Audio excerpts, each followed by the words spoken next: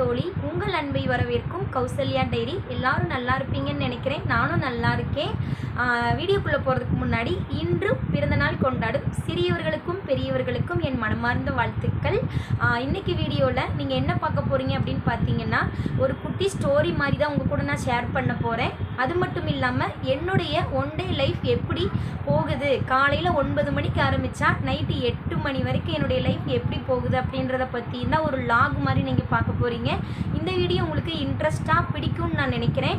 பிடிச்சிருந்தா மட்டும் லைக் பண்ணுங்கள். சப்போர்ட் பண்ண நினச்சிங்கன்னா மறக்காமல் சப்ஸ்கிரைப் பண்ணுங்கள். பொதுவாகவே வேலைக்கு போகிற பெண்களாக இருக்கட்டும், வீட்டில் இருக்கிற பெண்களாக இருக்கட்டும், 2 பேருக்குமே பார்த்திங்கன்னா மன உளைச்சல் அப்படின்றது கொஞ்சம் அதிகமாகவே இருக்கும். ஏன்னா அவங்களுக்கு பொறுப்பு சுமைகள் அப்படின்றது அதிகமாக தான் இருக்கும். இன்னும் பார்த்திங்கன்னா வேலைக்கு போகிற பெண்களுக்கு அதிகமான பொறுப்புகள் இருக்கும். சொல்லப்போனால் வீட்டில் இருக்கிற பெண்கள் வீட்டில் இருக்காங்க அப்படின்றது தான் பேர். ஆனால் அவங்களுக்குள்ளேயும் நிறைய வலிகள் வேதனைகள் இருக்கும். ஏன்னு கேட்டிங்கன்னா, எல்லாருமே ஈஸியாக பேசிட்டு போயிடுவாங்க. நீ வீட்டில் தானே இருக்க, வீட்டில் இருந்து வீட்டில் 4 வேலை தானே செஞ்சிட்ருக்க, வெளியில் போய் பாரு, வெளியில் போய் பார்த்தா தான் வேலை செய்கிறத பற்றி தெரியும் அப்படின்னு நிறைய வீட்டில் பார்த்திங்கன்னா ரொம்ப இளக்காரமாக பேசுவாங்க. ஆனால் அவங்களுக்குள்ள மைண்டில் என்ன ஓடும் அப்படின்னு பார்த்திங்கன்னா, நம்மளும் வெளியில் போகலாம், வெளியில் போய் 4 காசு சம்பாதிக்கலாம் அப்படின்ற மைண்டு இருக்கும். இன்னுமே நிறைய பெண்கள் வீட்டில் இருந்துமே நிறைய தொழில் பண்ணுறாங்க. வீட்டிலருந்து ஆன்லைன்லேருந்து மூலியமாக வேலை பார்க்குறது, வீட்டிலருந்து தையல் தொழில் கற்றுக்கிறது, எக்ஸட்ரா வேலையெல்லாம் இப்போ செய்ய ஆரம்பிச்சிட்டாங்க. ஆனால் அப்போயெல்லாம் அந்த மாதிரி ஒரு வாய்ப்புகள் கிடைக்கல. அப்போல்லாம் குழந்தைங்கள பார்த்துட்டு வீட்டிலையே இருக்கணும், கணவர் மட்டும் வேலைக்கு போயிட்டு சம்பாரித்து கொடுக்குறத வச்சு குடும்பம் நடத்தணும். ஆனால் இப்போ இருக்கிற சூழ்நிலையில் ஒரு குடும்பத்தில் கணவன் மனைவி 2 பேருமே வேலைக்கு போய் சம்பாரிச்சாதான் கொஞ்சமாவது நம்மளால் பணத்தை மிச்சம் பண்ண முடியும். இன்னுமே சிட்டியில் இருக்கிறவங்களுக்கு ரொம்ப கஷ்டம். எல்லாருக்குமே இல்லைன்னு நான் சொல்ல மாட்டேன். ஆனால் நடுத்தர குடும்பத்தில் இருக்கிற பெண்கள் அப்படின்னு எடுத்துக்கிட்டிங்கன்னா, கடன் இல்லாமல் ஓரளவுக்காவது பணம் மிச்சம் பண்ணணும் அப்படின்னா கண்டிப்பாக 2 பேருமே வேலைக்கு போனால் தான் நம்மளால் ஓரளவுக்கு மிச்சம் பண்ண முடியும். என்னதான் நம்ம ஓடி ஓடி சம்பாரிச்சுக்கிட்டே இருந்தாலும் காலம் முழுக்க சம்பாரிச்சுக்கிட்டே தான் இருப்போம். ஆனால் ஒரு நாள் பின்னாடி திரும்பி பார்க்கும்போது நம்ம சம்பாரித்த பணமெல்லாம் நம்ம என்ன பண்ணியிருக்கோம் அப்படின்ற ஒரு கணக்கு வழக்கே இன்னுமே நிறைய பேருக்கு தெரியாமல் தான் முழிச்சுக்கிட்டு இருப்பாங்க. அதுக்காக என்ன பண்ணணும் அப்படின்னு பார்த்திங்கன்னா, நம்ம தினமும் சம்பாதிக்கிற பணத்தை கொஞ்சமாதும் யோசித்து செலவு பண்ணணும். தினமும் நம்ம எவ்வளோ செலவு பண்ணுறோம் அப்படின்றத ஒவ்வொரு நாளும் ஒரு குறிப்பு மாதிரி நம்ம எழுதி வைக்கும்போது, என்னைக்காவது ஒரு நாள் பின்னாடி பார்க்கும்போது நம்ம சம்பாதிக்கிற பணத்தை கணக்கு போட்டு பார்க்கும்போது, ஐயோ நம்ம இவ்வளோ சம்பாரிச்சிருக்கோம், ஆனால் அந்த பணத்தெல்லாம் நம்ம எப்படி செலவு பண்ணணும், ஏன் நம்மக்கிட்ட பணம் மிச்சமாகலை அப்படின்றதுக்கு ஒரு காரணத்துக்காக நான் சொல்கிறேன். பட்ஜெட் அப்படின்றத ஒன்று போட்டு நம்ம ஒரு குறிப்பு மாதிரி எழுதி வைக்கிறோம் அப்படின்னா கண்டிப்பாக நமக்கு பின்னாடி அது ஒரு யூஸ்ஃபுல்லாக தான் இருக்கும். சம்பாதிக்கிற பணங்கள் கணக்கு வழக்கே தெரியாமல் செலவு பண்ணுறதுனால தான் நம்மக்கிட்ட பணம் தங்க மாட்டேங்குது அப்படின்றது தான் 100க்கு 100 உண்மை. நம்ம அதிகமாக கடன் வாங்குறதுக்கு காரணம் என்னென்னா, நமக்கு வர்ற தேவையில்லாத பேராசைகளும் நம்ம செய்கிற ஆடம்பர செலவுகள் தான் நம்மளுடைய கடனுக்கு முக்கியமாக காரணமாக இருக்கும். கடன் வாங்கலாம், ஏதோ ஒரு உபயோகமான காரணத்துக்காக நம்ம கண்டிப்பாக கடன் வாங்கலாம். ஒரு பழமொழியே இருக்குது, மண்ணு மேலே போடுறதும் வீணாக போகாது, பொண்ணு மேலே போடுறதும் வீணாகாது அப்படின்றது. ஆனால் அது 100க்கு 100 உண்மை. நம்ம சம்பாதிக்கிற பணத்தை சிறுக சிறுக சேமித்து வச்சோம்னாலே நம்ம கண்டிப்பாக ஓரளவுக்கு பணத்தை மிச்சம் பண்ணி வைக்க முடியும். உண்டியலில் சேர்த்து கூட இன்றைக்கி இடம் வாங்கி வீடு கட்டினவங்கெல்லாம் இருக்காங்க. ஆனால் இப்போ இருக்கிற சூழ்நிலையில் மக்கள் ஆடம்பர வாழ்க்கையே வாழணும், வசதியாக வாழணும் அப்படின்ற மைண்ட் தாட்டில் மட்டும்தான் இருக்காங்க. அதனாலேயே முக்கியமாக சிட்டியில் இருக்கிறவங்க பார்த்திங்கன்னா ரொம்பவே ஆடம்பரமாக தான் இருப்பாங்க.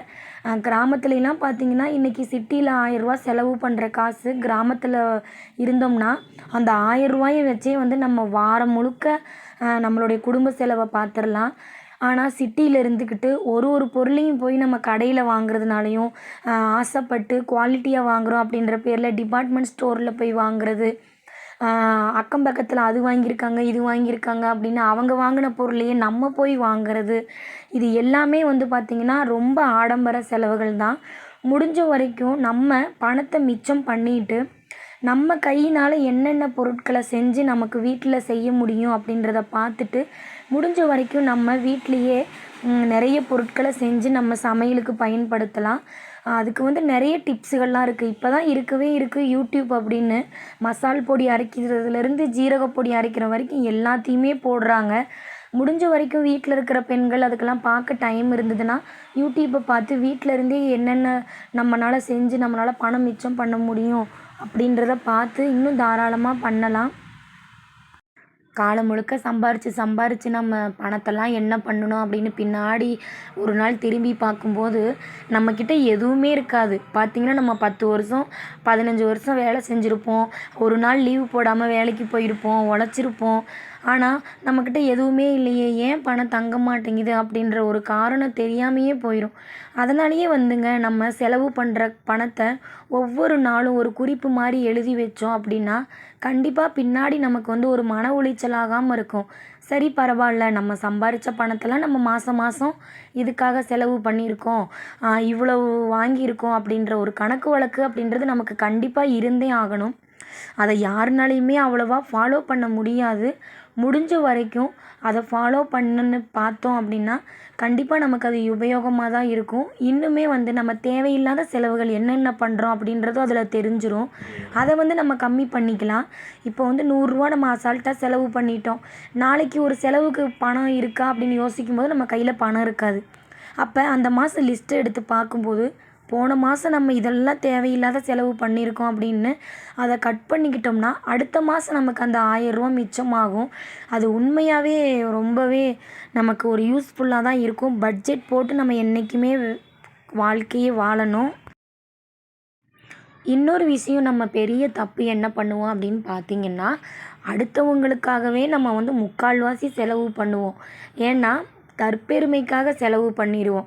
அவங்க ஏதாவது நினைப்பாங்களோ இவங்க ஏதாவது நினச்சிருவாங்களோ, நம்ம அப்படி இருக்கணும் இப்படி இருக்கணும் அப்படின்னு நினச்சே வந்து அடுத்தவங்களுக்காகவே நம்மளுடைய பணத்தை நம்ம நிறைய விரயம் பண்ணிக்கிட்டே இருப்போம். இன்னுமே அது 3/4வாசி பேர்.